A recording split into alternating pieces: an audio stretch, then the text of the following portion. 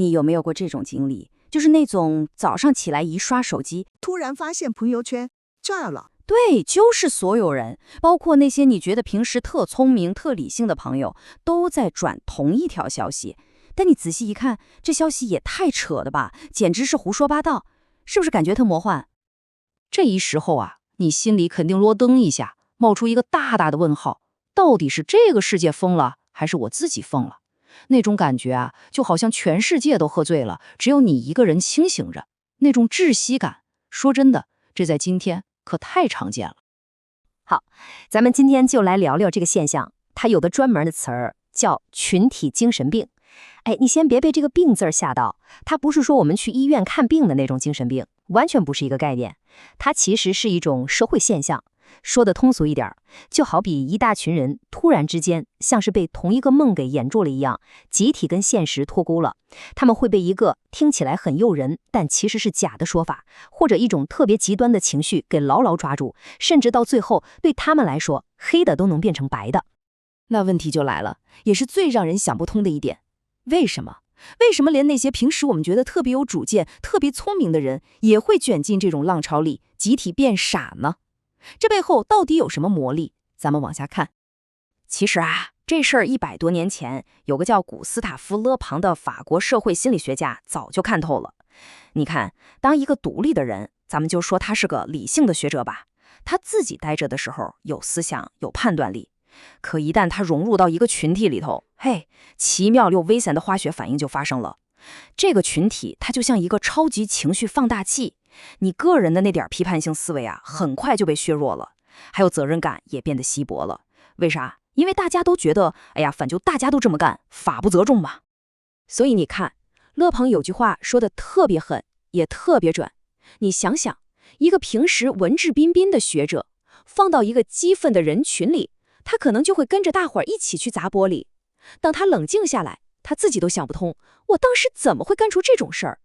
所以重点来了，这真不是因为他们骨子里有多坏，而是在那个特定的群体氛围里，每个人都可能变成一个被情绪的线牵着走的木耳，身不由己。那这种从众的压力到底能有多恐怖呢？我给你看个数字，你可能会吓一跳。有个特别经典的心理学实验叫阿什从众实验，简单说就是让你看几条线，判断哪2条一样长，答案呢是一眼就能看出来的。但是实验人员会安排一群托儿，故意大声说出一个错误的答案。结果呢？结果高达75%的真正参与者，至少会有那么一次会选择无视自己亲眼所见的事实，跟着那帮托儿一起说出那个错误的答案。你看，这个实验就戳破了一个人性里最深的秘密。我们真正害怕的根本不是答错了这件事情，而是跟别人不一样。那种被孤立、被排挤的恐惧感，可以说是刻在我们基因里的。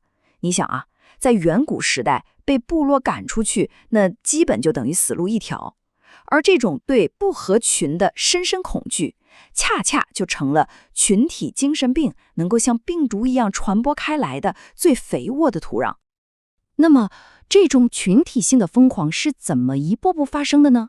它可不是砰一下就爆发的，它更像是一场病毒感染，有它自己的一套发展路径，一步一步逐渐升级。如果我们能看懂这5个阶段，那或许就能在它失控之前给自己提个醒。这5个阶段就像一步步滑向深渊的台阶，咱们一个一个来看。第一步叫迷茫期，这时候整个社会都飘着一种说不出的焦虑和不信任，大家心里都挺慌的。这片土壤啊，就像干透了的草原，就差一颗火星了。然后呢，火星来了，这就是第2步，简化期，会冒出来一个特别简单的故事，我们和他们，把所有复杂的问题都归结为都是他们那帮坏人搞的鬼，矛头指向一个共同的敌人，一下子所有混乱好像都有了解释。接下来第3步，顺从期，就算你心里犯嘀咕，但一抬头发现身边所有人都点头称是，那种压力就来了。为了不被当成异类，你可能就选择了闭嘴。再往后走，就到了最危险的一步，第4步，攻击期。这个时候，群体已经容不下任何一丁点不同的声音了，谁敢质疑，谁就是叛徒，谁就是敌人，必须被揪出来被攻击。最后就是第5步，觉醒期。当这个巨大的谎言泡沫最终被现实无情地戳破时，人们才会猛然惊醒，但到那个时候，往往已经造成了巨大的伤害。没错，尤其是在那个攻击阶段，如果你不和我们站在一起，你就是我们的敌人，这句口号就变得特别响亮。你想想，为什么非要攻击那些有不同意见的人？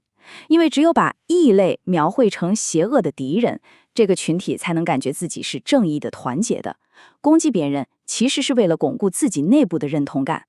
所以到了这一步，已经没什么道理可讲了，剩下的就只有一件事：你站哪边。好，说了这么多，听起来是不是有点让人绝望？但关键是我们该怎么办？面对这种席卷而来的浪潮，我们普通人有没有可能为自己的大脑建起一道防火墙呢？答案是当然有，而且方法并不复杂。我给你分享3个特别实用的心理防火墙，你马上就能用起来。第一个防火墙，学会质疑，不光是质疑别人，更要质疑你自己的第一反应。当一个想法冒出来的时候，停下，在脑子里问自己几个问题。这个说法有证据吗？谁会因为我信了这个说法而得到好处？反过来想，如果我公开反对，最坏会怎么样？第二个防火墙，给情绪降降温，我管它叫10分钟法则。就是你看到一条消息，一下子就感觉血往上涌，特别激动或者特别愤怒的时候，千万别马上转发评论，强迫自己等10分钟，去倒杯水儿，走一走。10分钟以后，你再回来看，你会发现你的理智又占领高地了。好，第3个也是非常重要的一个防火墙，找到你自己的锚点。什么是锚点呢？它就像船的锚一样，能让你在风浪里稳住。这个锚啊，可以是任何能让你连接到真实自我，让你保持清醒的东西。它可以是一本你反复读的好书，一个让你完全沉浸进去的爱好，比如画画、弹琴，甚至就是每天雷打不动地出去散步10分钟。它的核心作用是什么呢？就是在外界那个巨大的声音，那个群体试图告诉你你应该成为什么样的人的时候，你的锚点会非常坚定地提醒你，嘿，别忘了，这才是真正的你。讲到这儿，我猜你可能会想，这么做岂不是把自己搞得特别孤独？但我想说，我们可能需要重新思考一下，自由到底是什么？真正的自由，它的核心恰恰就是拥有不害怕和别人一样的勇气。你回想一下历史，那些真正推动人类往前走的人，哪个不是当时的异类？当所有人都相信太阳绕着地球转的时候，伽利略说不是地球在转。当所有人都假装沉睡的时候，鲁迅选择呐喊，想要叫醒那个铁屋子里的人。所以，英雄不一定都是惊天动地的。在今天这个时代，一个真正的英雄，可能就是那个在所有人都群情激愤的时候，能非常冷静地问一句“不好意思，请问证据呢？”的那个人。所以说到底，抗战这种群体性的疯狂，咱们的出发点或许不是要去改变那个看起来已经疯了的世界，那太难了。真正的核心是守住我们自己内心的那份清醒和理智，别让那个疯狂的世界把你变成它的一部分。能做到这一点，本身就是一种了不起的胜利。请记住，真正的理性从来不是人云亦云，真正的理性是当所有人都朝着一个方向狂奔的时候，你停下来，并且清清楚楚地知道自己为什么要站在这里，为什么要选择一条不一样的路。那么，这个问题留给你，你准备好做那个清醒而又勇敢的人了吗？